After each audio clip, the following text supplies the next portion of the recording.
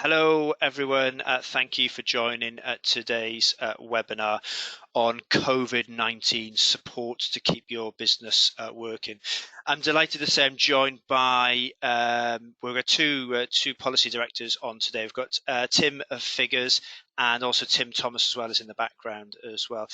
Tim Figures, first of all, is going to obviously be talking about a raft of measures that the Chancellor's introduced over recent days about COVID-19 and support to keep your business working. Just before we go into the detail, now Tim's got some slides to take you through. We've got plenty of time for some Q&A as well at the end. Just some general housekeeping rules. There's quite a few of us on the webinar session today. So the lines are muted. If you've got any questions, please feel free to put those questions through in your chat box, which you should be able to see in the corner of your screen right now. I should also come with the warning that we're very dependent on the use of technology today, which I'm sure is in high demand around the country. So if anything does happen to the technology in today's webinar, our fallback position is we'll record this session and we'll put that session onto sort of one of our various social channels afterwards as well. Look, so without further ado, I'll hand you straight over to Tim Figures to take you through today's session. And just a reminder, keep those questions coming through in the chat box. Tim, over to you. Well, good morning, Roger. Thank you very much, and good morning, everyone. I can see we have got several hundred people on the line, and the number is going up every moment. So thank you very much for joining us this morning. What I wanted to do was, first of all, set out what we've been doing, representing your interests to the government over the last few days, then set out in relatively high-level terms the three schemes that the government announced on Friday, then explain a little bit about how we can get more information to you, and then I'd be very happy to answer your questions. I'm sure there are lots and lots of questions that you might have. It goes without saying that this has been a very, very fast-moving environment. Things moved extremely quickly during the course of last week, particularly when the government moved to a kind of much more aggressive stance of closing things down than it had maybe even just a week ago. And so some of the details of these various schemes, as they were only announced on Friday, are still to be finalised, but we will be working with the government on your behalf to get things sorted out and in place in the coming hours. But first of all, I just wanted to say what it was we were trying to do, and we had three key aims, and we still have three key aims on your behalf. The first and foremost is to ensure that you can keep as much cash as possible in your businesses, so that you can get through what will be a difficult few months and remain viable and be able to recover when the economy recovers later on in the year. Secondly, to make sure that we can keep as many manufacturing workers in some form of employment as possible. And thirdly, to support you and our sector to play your part in helping the nation through the crisis. And I know we have been in touch with many of you during last week on issues such as whether you could help producing ventilators or protective equipment, or soap, or other things that are in short supply in the country at the moment. On behalf of everyone at Make UK, we want to thank you very, very much. Our sector stepped up magnificently, and we were overwhelmed and really quite humbled by the level and degree of offers of assistance that we got. They've all been passed on to the government, and the government is in the process of going through those and getting back in touch with people. So thank you very much. But let's just talk about the three key things that the government announced on Friday, and those are really all geared to trying to keep cash in businesses, keeping businesses afloat, and keeping people employed. So there are three key elements to the government's announcements. The first is a loan scheme, the Coronavirus Business Interruption Loan Scheme, or CBILS for short, which is backed by the British Business Bank, and that was launched this morning. It will offer up to £5 million to SMEs, fee-free and interest-free for 12 months.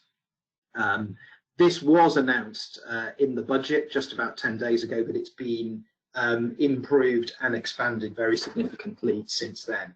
It's going to be delivered by the British Business Bank through 48 lenders. The details of exactly who is doing that are just being finalised during the course of the morning, but that money is available to apply for from today. The second part of this approach is what the government is calling its job retention scheme.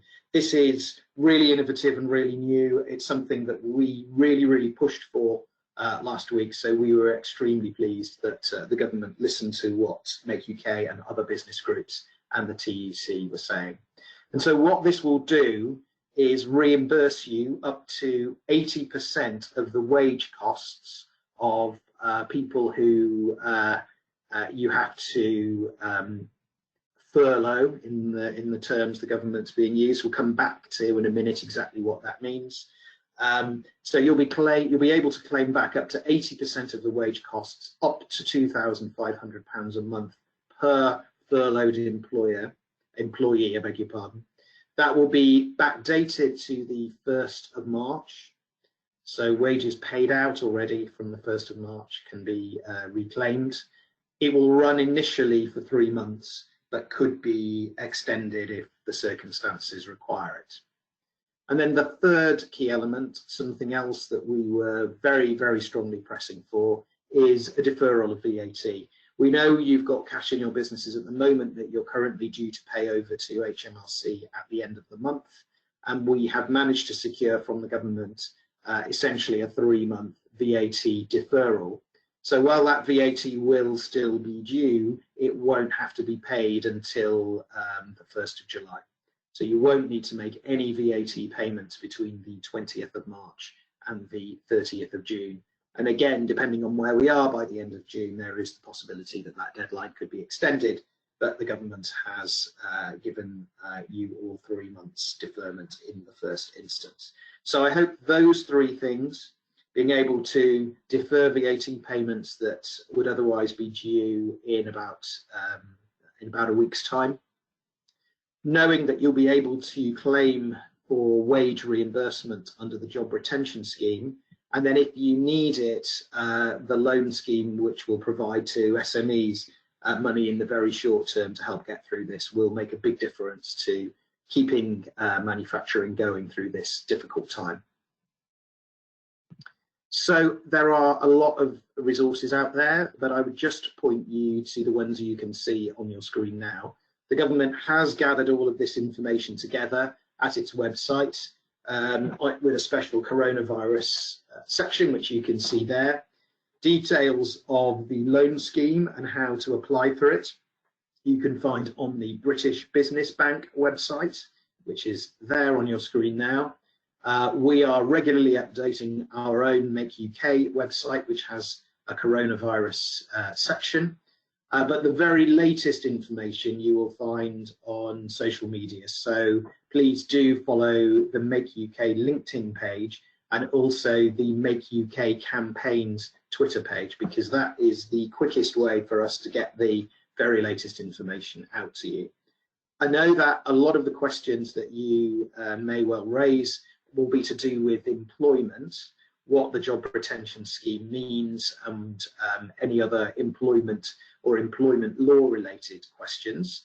My colleague Tim Thomas, who's joined us today, will answer those as best we can on this session, but we are going to do a special webinar on Wednesday that deals with these very specific issues, because I know they are complicated and extremely important. So we will invite everybody who registered and attended this webinar to join us again on Wednesday for a specific session about employment related questions. So just to recap, these are the 3 key things: a loan scheme available from the British Business Bank for SMEs only, wage subsidy scheme for everybody, regardless of the size of your company, and a VAT deferral scheme, again, which is available for everybody. So that is the summary of the package, and I'm now very happy to go to questions. Thanks for that, Tim. Okay, the questions that are coming in, as you can imagine, there's quite a few questions that have around these issues. Tim, I'll just go through the questions. I know you can't see them, so I'll sort of shout them out. And if there's anything that warrants sort of further in-depth discussion, then I'm sure you can happy to take it offline as appropriate. Okay, first up, Tim, someone works for a manufacturer and fixes gas boilers. Would this be considered an essential industry? I think it's the definition of essential industry that someone's questioning there. So at the moment, the government hasn't given a firm view, hasn't given firm guidance on what is or isn't essential. I think other than definitions of who can or can't still send their children to school. So that's a matter of judgment, I would say, for something like that, where there's a clear health and safety related issue, where people need heat, boilers can be dangerous if they're not fixed. There's a very strong case for arguing that that activity is essential. But there isn't, as yet, hard and fast guidance. What one of the things I should have said earlier we'll do is, when, in the light of the questions that you will raise with us today, we'll make a list of issues that we need to go back to the government on. So if there are things like that or other things you would like from the government that the government hasn't given you or clarified, please let us know in the questions and we will make a note of them, take that back to the government and hopefully get that fixed in the next day or so. Thanks, Tim. Also, okay, I'll just keep them coming. Someone's asking about a loan scheme for non-SMEs. Is there anything in plan for that?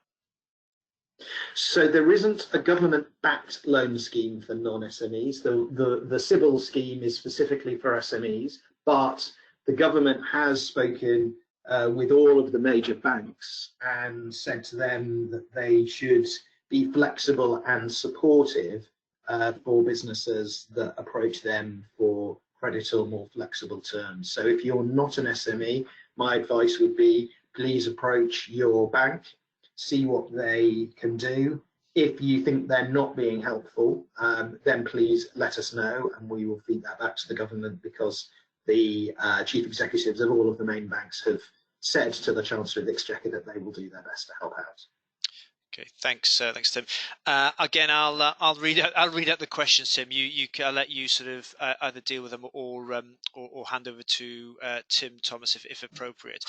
Just if anyone's getting sound, apologies if any of you are getting sound quality issues on today's webinar. That might be a technology failure, I'm not sure, but we'll have a recording and we'll issue a copy of that recording after the webinar. Tim, question here: will we still need to pay full employer NI contributions on furloughed workers? That is a good question, and that's one I think I'm going to pass over to Tim Thomas, who I hope will be able to answer that one. Thanks, Tim. So as we understand the job retention scheme today, and further details are going to be announced, we think, in the coming hours and coming days. So as it's announced at the moment, the amount of money is £2,500, and the information is that that is to cover all wage costs from an employer's perspective. Now, what most commentators are taking that to mean is that the £2,500 is essentially the gross employment costs that an employer would have. So therefore, the £2,500 would be used to cover pay, but also employer NICs as well. If you follow the logic of that through, and I say again, this is all subject to confirmation and clarification, what that would mean is the £2,500 would cover the gross employment costs. They would be netted off the £2,500. The residue would then go to the employee as an income, and presumably that again would be the subject of the normal deductions. So the £2,500, yes, we think, based on the current announcement, would cover employer NICs, but we are urgently going back to government to seek clarification on that. Thanks, Tim. this might be one for Tim Figures. Do you have to meet the Companies Act definition as being an SME? So definition of SME there. Was that specifically for, okay, for the, so that's for the loan scheme. You must have, so the, just double checking on the British Business Bank website now. So the definition the British Business Bank is using is you must be UK based and have an annual turnover of no more than £45 million.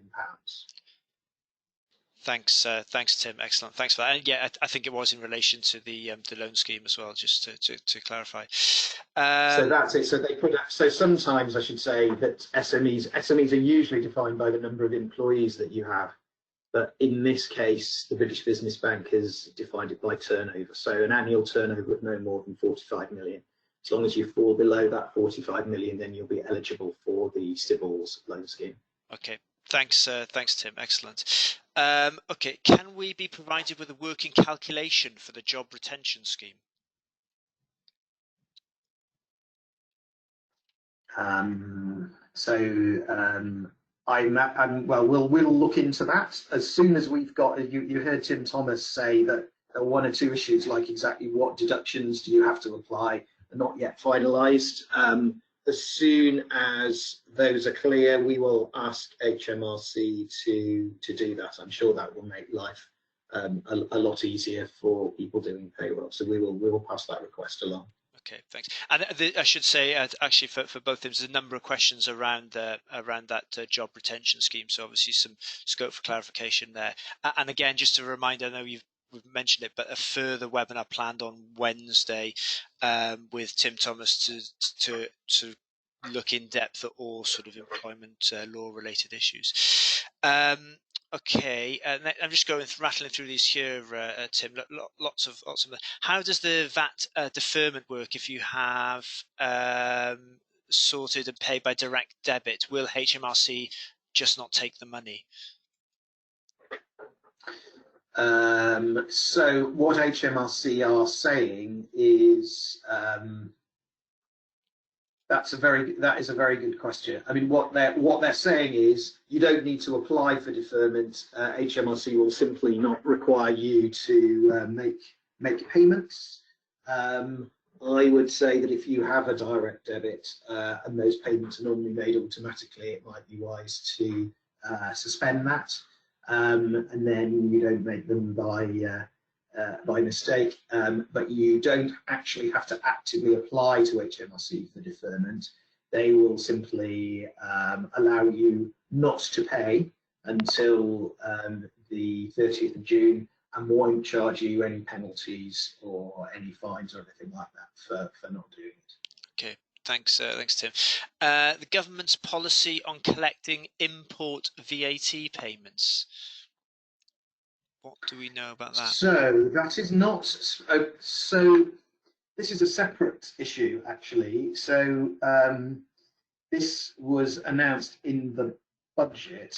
So at the moment, more to do with Brexit than the coronavirus, actually. At the moment, you pay VAT on imports coming from outside the EU when they cross the border, but you don't have to pay upfront your VAT on imports from the EU.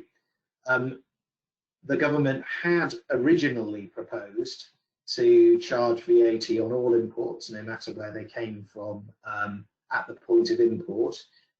On your behalf, we raised the really significant impact that would have had on cash flow. This was before the coronavirus crisis got to its current levels. So I'm pleased to say that following our lobbying, the government agreed in the budget that you could defer, or you could have postponed accounting, to use the correct term, of VAT on imports, no matter where they come from, but that will start on the 1st of January. So between now and Christmas, you can continue to import without paying upfront VAT from the EU. You will need, as now, to pay upfront VAT on non-EU imports. But from the 1st of January, you won't need to pay VAT upfront on any imports. You will account for it later and be able to pay it out of the VAT you collect when you sell the finished product. I hope that answers the question. It's quite complicated, but if the specific questioner would like more details, then very happy to do that, to provide those separately. Thanks, thanks, Tim. I should say, I mean, we're faced with a lot of questions here, as you can imagine. So I'm trying to pick out the questions that possibly will represent a theme, I think, for the answer a number of people's questions in one go. And we will get. We won't leave any questions unanswered. If we don't get to answer them in the live environment, then we'll come back to you at a later point with sort of a written response. And again, to reiterate the fact that we'll do more of these webinars to help you through the situations, really. I've got a number of questions here around that feature the word furlough, so this might be an area for Tim Thomas. Tim, what are the consultation requirements on furlough, especially if employees are remote working? The short answer is we don't know, Roger. So furlough is not a term known to English law. It's not an employment term. So there's no separate employment status that is furlough. What we do know is the government is saying that to be a furloughed worker, there will need to be agreement between the employer and the employee. So you're both going to need to agree. In terms of change of status, then the normal rules would apply. That is, unless there's a contractual provision that allows the employer to impose a change of status, then again, it would need an agreement with the employee to alter their employment status to a furloughed worker. We will go into all the details of how you go about doing that, and what the pitfalls will be and what the process is going to be in our webinar on Wednesday, Roger. Thank you. Excellent, excellent, Tim.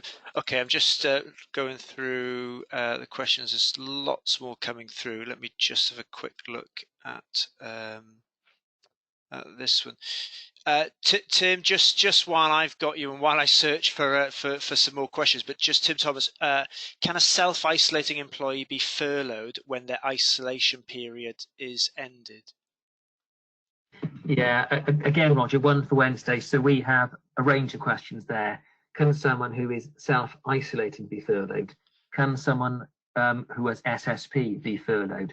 Can someone who is on contractual sick pay be furloughed? Can someone on some other form of leave be furloughed? What about someone on holiday? A bucket of questions there, I think, all around the same sort of issue of what the limits of being furloughed will be, Roger. And we'll come back to all those on Wednesday. Okay, cool. Thanks, thanks, Tim. Tim, figures perhaps. Our bank says you need to have experienced a 50% drop in turnover to be eligible for the 80% secured loan. Is that the case? I'm not sure. That is not correct, as far as I can see. The key point is that the proposal, you have to be able to demonstrate that your business would be viable if it weren't for the current situation, which I think is reasonable, so that you don't get this coronavirus finance for something that's not to do with coronavirus. But I am not seeing anything under the scheme that's been announced by the British Business Bank that says the turnover has to have dropped by 50% before you would be eligible. So that does not seem to be correct. Okay. It's possible that what the bank might be discussing is something that it's putting forward rather than the scheme that's being backed by the government. So it might be worth the question of just double checking with their bank exactly what scheme they were being it was being suggested they should use.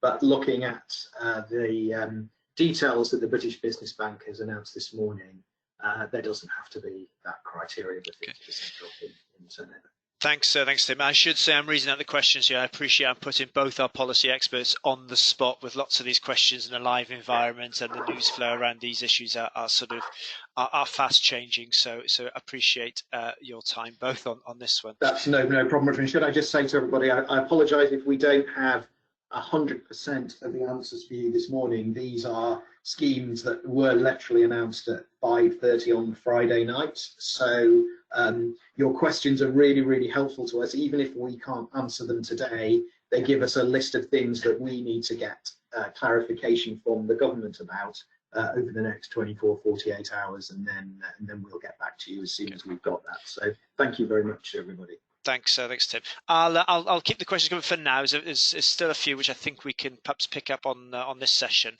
Someone's asking for clarification on the 80% recoup. Is this for any short time and a layoff time as well as self-isolation? So perhaps Tim Thomas would like to respond to that one. Sorry, Roger, could you repeat that one again? Sorry, Tim, yeah. Please clarify the 80% recoup. Is this regarding any short time and layoff time as well as self-isolation? Yeah, so again, something we're asking government this morning, Roger, it's on the high on the questions that we've got from FUK and our members to government. Furlough is an entirely new status that I suspect will simply be invented for the sole purpose of accessing the scheme. So it's not the same as a layoff. A layoff has a precise legal meaning, section 147, and a precise statutory payment. Now, I suspect that where we will end up by Wednesday is that you will not be furloughed and laid off. You will be laid off potentially now, and then you could be converted to a furloughed status, and in that way the employer could then get the benefit of the support scheme. Thanks, thanks, Tim. But again, I think one for total clarity is for Wednesday, Roger. Yeah, that's where we are. That's fine. That's okay. Okay, someone's asking more generally, actually, Tim. I don't know if this is perhaps Tim Figures. What's happening with the supply chain of material that comes from Europe? What any sort of updates on that? It's a bit of a general question. Well, I mean, I think from the feedback we're getting from members, different people are experiencing different situations. I think that we have quite a lot of members that have been experiencing very severe disruptions if their supply chain involves Northern Italy, and it's surprising how many people in the UK are in part of a supply chain that involves Northern Italy. That's been locked down very, very firmly for 2 weeks now, a little bit over 2 weeks, and so it's been very, very difficult to get anything out of Northern Italy. From other parts of Europe, things continue to operate, and also we're hearing evidence that as conditions improve in China and Southeast Asia, production is starting to restart there, and so supply chains are starting to become re-established from the Far East. So I think there's no uniform picture.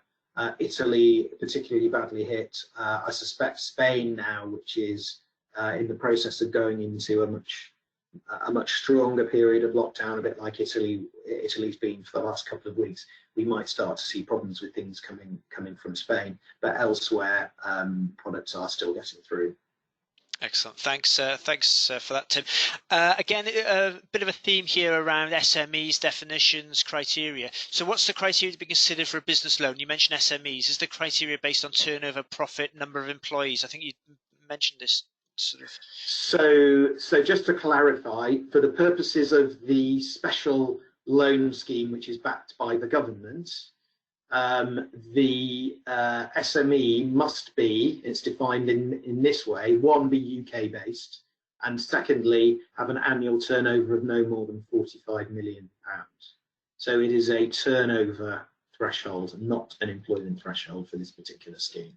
Thanks for that, Tim. And again, I think there's a few questions on that. So maybe in our sort of communications to members is something we can put together just around that sort of around that criteria, because it might be one that keeps on coming up. Okay, if you just bear with me. Okay, what are the repayment terms for the CBIL scheme, or is this dependent on the individual bank terms and conditions? So it is dependent on the negotiation in each specific circumstances, but as a general guideline, there's no fee to pay. The interest will be paid by the government for the first 12 months. So there'll be no upfront costs, and initial repayments will just be of the capital rather than of interest. Then they've said you can have the finance in two ways. If you want it as a loan, you can have it for up to 6 years. Alternatively, you could have it as an overdraft or an invoice finance facility. And if you choose to have it that way, then you can have it for up to 3 years. So just to repeat, you can take the finance as a loan for up to 6 years, first year interest free, or you can have it as an overdraft or an invoice finance facility. And if that's your preferred option, then that will be for up to 3 years with the first year interest free. Okay, thanks. Thanks. Is it possible to have a CBILS loan and job retention scheme support? Definitely, yes. All of it, you can have all three. Okay. In fact, you might well feel that you want to apply for your CBILS loan to help plug the gap between having to pay your employees and claiming your payments back from the job support scheme, because the job retention schemes, as you hear, is still in the process of being set up. It'll be a few days before the final details are sorted out, and a bit longer before people can put in claims and get them repaid. So a CBILS loan might be one way of dealing with any short-term cash flow issues you have as a result of the job retention scheme taking a while to come through. Thanks for that, Tim. Is there wage support for non-SMEs? So I think you did touch on this earlier on. Yes, so the wage support and the VAT deferment is for everybody. It's only the loan scheme which is restricted to SMEs of 45 million turnover or less. Okay, thanks for that. This might be back one for Tim Thomas again, and I hope you don't mind, gents. We keep on going through this because there's lots of questions here. But Tim Thomas, what can be done about employees taking advantage, perhaps, of the self-isolation period? Yeah, so a range of issues here, Roger, that have already been highlighted. One, the idea of the furlough scheme is that the employee is not working for the employer. So commentary on how is that going to be enforced? How do we know that a furloughed employee is not doing any work for either their employer or paid work for somebody else? And as we sit here today, Roger, we just don't know what the enforcement mechanism is going to be on that. And if there is going to be an enforcement mechanism on that, it's clearly going to be extremely difficult. From an employer's perspective, if you have got a worker who is furloughed, then what I think we're going to be suggesting is that you write clearly confirming their status. There's going to be a process before you furlough the worker in any event. But also you're probably going to make it clear that given that they're furloughed, they're still employed for you. They're still your employee. If they want to take work for another employer, paid work that is, or do other work, then they clearly are going to need to go back to you as the employer and consider the implications for that on their furloughed status. I think that is as far as we can go today, Roger, but if behind the question there is the suggestion there could be some gaming of the system here, I think it is recognised that that is a real risk. Thanks. And Tim Vickers here, just to add to that, the job retention scheme will be operated by HMRC using the PAYE system. So they know how many employees you have at the moment because you've registered those numbers and identities with them.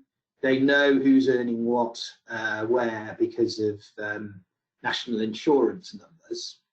So the PAYE system is what provides HMRC with the ability to audit what's going on. So because the most important thing is to get this up and running as quickly as possible, I think payments will start to be made quickly with relatively light touch application process, and that's right, but this will be audited further down the line. So HMRC will be looking into the PAYE records, making sure they all match up with what people have claimed for. Okay, And with that in mind, actually, Tim, thanks for that. It may be related, but what records should we keep to ensure we can claim the wage guarantee? You need to keep up. So the way it will work, Roger, is to be eligible for the wage guarantee scheme, the individuals that you're claiming for, the furloughed workers, they need to be on the PAY system, as Tim Figures has just indicated. So your normal records will suffice in terms of the financial audit trail, subject to us getting better details of the scheme. I think then clearly the records will be similar to the records you would keep if you were laying a member of staff off.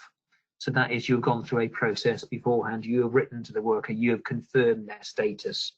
A lot of detail yet to come, Roger. So for example, could you furlough for a day? Do you need to furlough for a week? How do you end the furlough? Can someone take leave whilst on furlough status? So all that sort of really granular detail, Roger, to come, and hopefully we'll have some better news on Wednesday. Okay, no, thanks, thanks, Tim. We've got a few moments left of your time, I think, so we'll keep the questions coming through if that's okay. Do we have, as a company, have to pay our PAYE to HMRC at this time? Yes, you do. Yes. The tax deferment relates to VAT.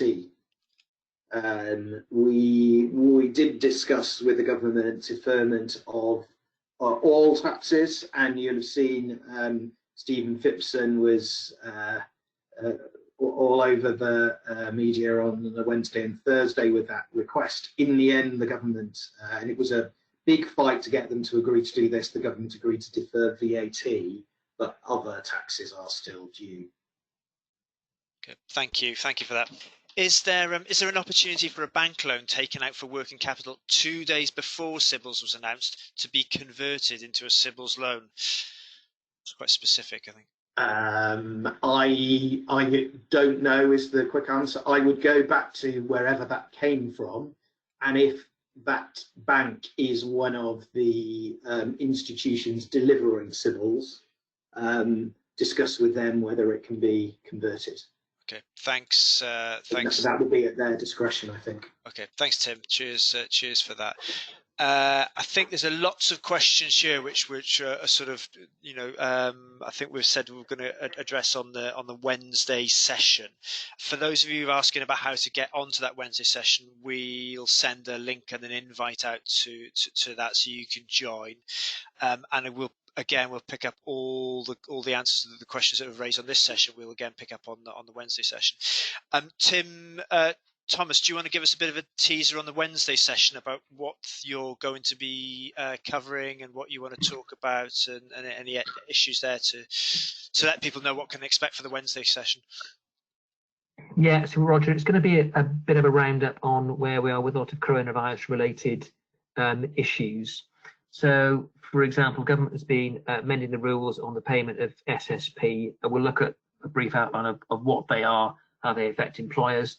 Some announcements on key workers. So we know that government has closed most schools at the moment. They're open to look after, not educate, the children of key workers. So what's a key worker and what's the terms, the definitions of that?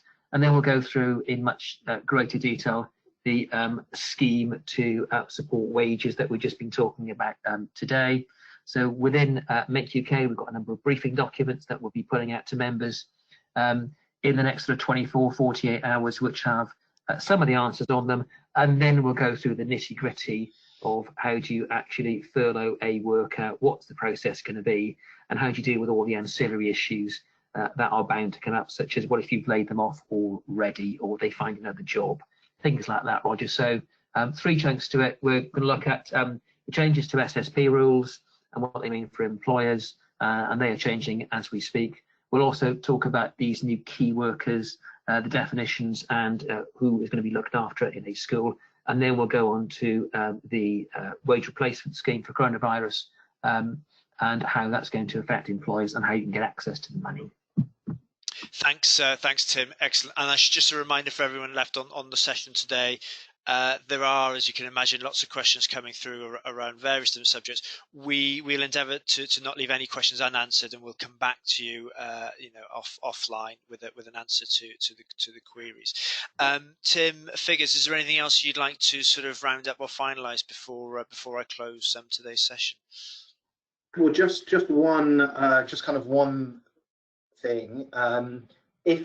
Is there anything else that people on the call think that the government should be doing in order to help manufacturing through this period? And we've got an unprecedented level of government intervention in the economy more generally. I know that separately there are discussions going on about the self-employed, which perhaps doesn't affect people on this call so much, but does affect quite a lot of people out there in the economy. But if there are other things that you think that the government should be doing in order to help you and your company through what's going to be a very difficult few months, then either say so now on this session or send that to the email address associated with the webinar, because we will continue to fight and campaign on your behalf, but your input and your suggestions are incredibly helpful as we go to the government and make the case for help and support. Thanks, Tim. Yeah, that's great. And again, the channel for that is either through the question box in this webinar that we have the allotted time for, or when we send through a copy of the recording, we'll put a direct link to the sort of best routes into to Make UK. But excellent. Okay, look, thanks for everyone's time, really. We're just about there for today.